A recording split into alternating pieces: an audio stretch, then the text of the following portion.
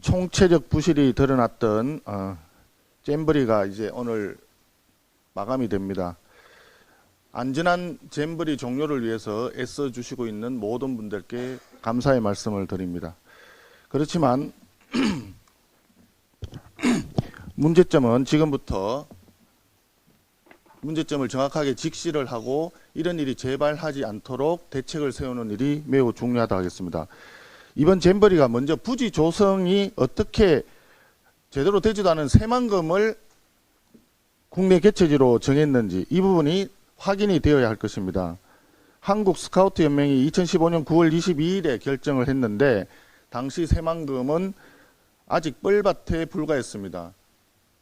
기존에 매립이 완료된 지역도 있었지만 이번 잼버리 개최지는 이때 다시 매립을 하기로 결정한 신규 매립지였습니다.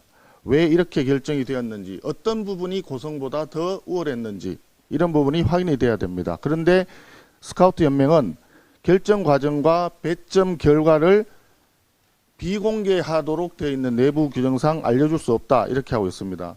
이것이 국민적 의혹을 불러일으키기 때문에 확인이 필요하다고 생각합니다. 두 번째, 부지 매립 과정에 대단히 문제가 많았던 것으로 드러나고 있습니다.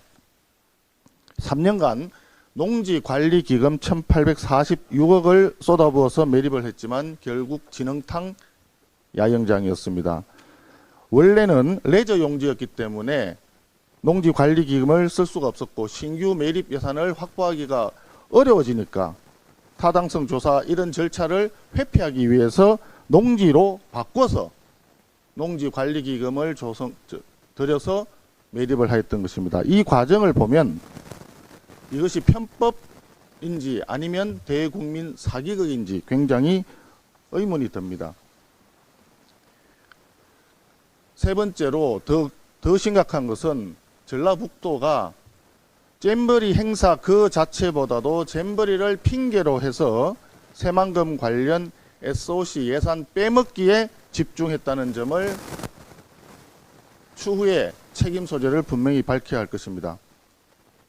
전라북도와 지역 정치인들은 국제공항이 없는 잼버리는 세계적 망신이다라고 주장하면서 새만금 국제공항 건설을 주장을 했습니다. 예타를 면제하면서까지 국제공항을 건설을 추진을 했는데 총 사업비 8천억에 해당되는 이 사업이 지금 현재까지 공항은 들어서지 않고 있습니다.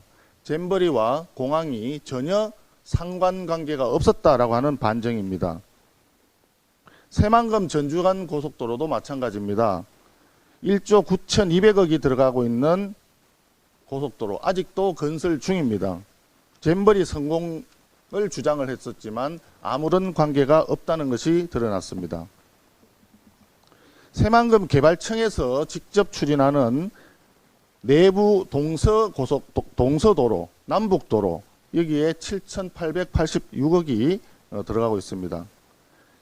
이 역시 추진 당시에 잼버리 참가자의 편의를 높인다라고 주장을 했는데 실제 얼마만큼 효과적으로 편의가 증진되었는지 입증이 전혀 되지 않습니다. 이 외에도 많습니다. 새만금 신항만 3조 2천억, 새만금 인입철도 1조 3천억, 새만금 지역간 연결도로 1조 1,200억,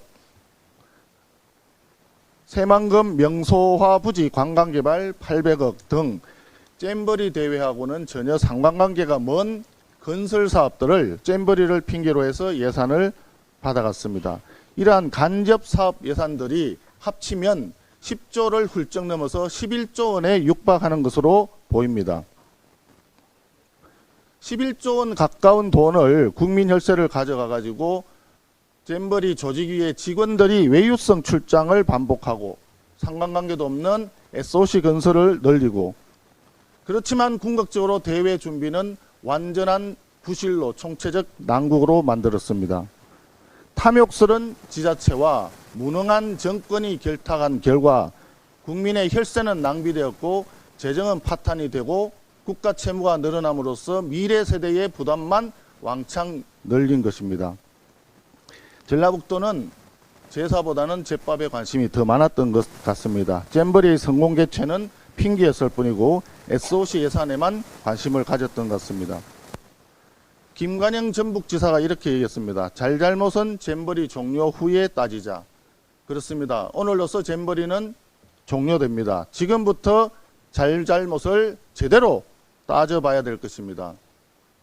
이번 달에 시작이 되는 예결위의 결산심사에서부터 이 부분에 대해서 확실한 책임을 물을 수 있도록 잘잘못을 따져보도록 하겠습니다. 이상입니다.